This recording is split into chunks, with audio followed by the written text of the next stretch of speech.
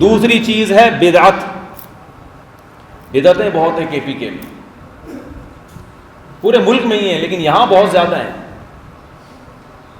اور جب سمجھایا جائے بھائی یہ جائز نہیں, کہہ رہے ہم لوگ کا اخپل طریقہ ہے, بھائی ہمارا کلچر ہے. بھائی آپ کا اخپل کدھر سے ہو گیا یار؟ جنت میں جب آپ کو اللہ بھیجے گا تو پٹھان ہونے کی وجہ سے یا پشاور والا ہونے کی وجہ سے بھیجے گا یا مسلمان ہونے کی وجہ سے بھیجے گا؟ اگر آپ کوئی بدعت کر کے آئے, اللہ نے کہا کہ یہ تو نبی نے کہا تھا کہ جو بدعت کرے گا اس کا عمل مردود ہے اور اس کی سزا جہنم ہے, تو تم نے یہ عمل کیوں کیا؟ آپ بولو اللہ ہم لوگ پٹھان تھے تو ہم لوگ کیا ایسا ہوا کرتا تھا. تو اللہ اگر کہے میں نے پٹھانوں کے لیے الگ جنت بنائی ہے اس میں سارے صرف پٹھان جائیں گے تو بات پھر ٹھیک ہے, کیا خیال ہے؟ لیکن اگر اللہ کہے کہ نہیں یہ جنت کس کے لیے ہے؟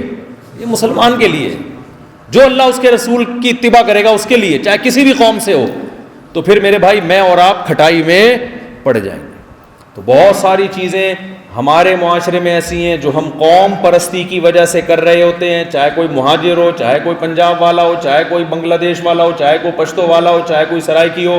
وہ کہتے ہیں میری قوم میں یہ رواج ہے, تو قوم کے رواج کو اللہ برداشت نہیں کرے گا.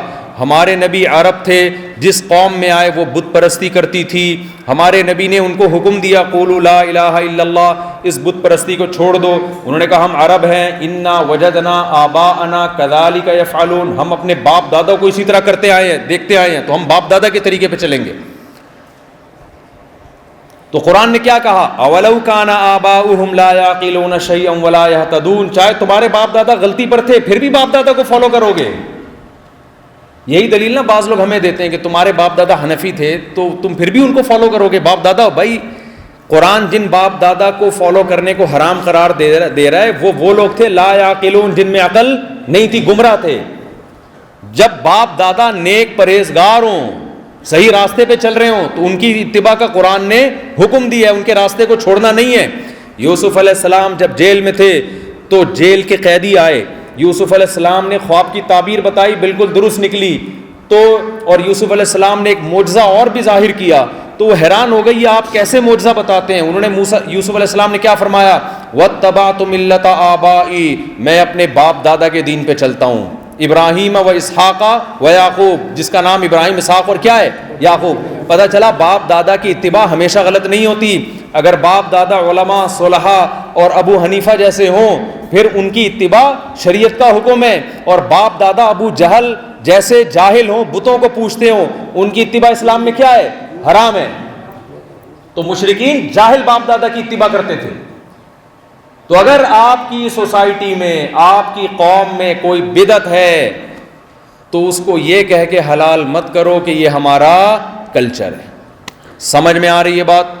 اچھا, بدعتی کیا گڑبڑ کرتا ہے؟ بس دو باتیں کر کے اپنے بیان کو ختم کرتا ہوں. بدعتی ایک گڑبڑ کرتا ہے بہت خطرناک قسم کی. جب بدعتی سے کہا جائے اس عمل کا قرآن و سنت میں ثبوت نہیں ہے تو فوراً کہتا ہے منع بھی تو نہیں ہے نا.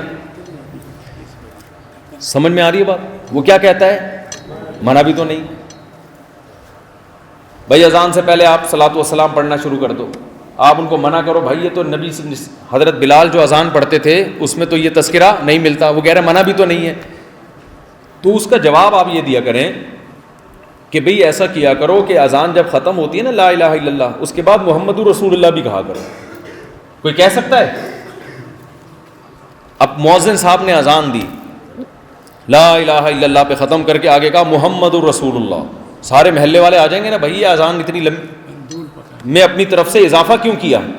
اب وہ جواب میں کہے کہ نبی نے کیا اذان کے آخر میں لا الہ الا اللہ کے بعد محمد رسول اللہ سے منع کیا ہے؟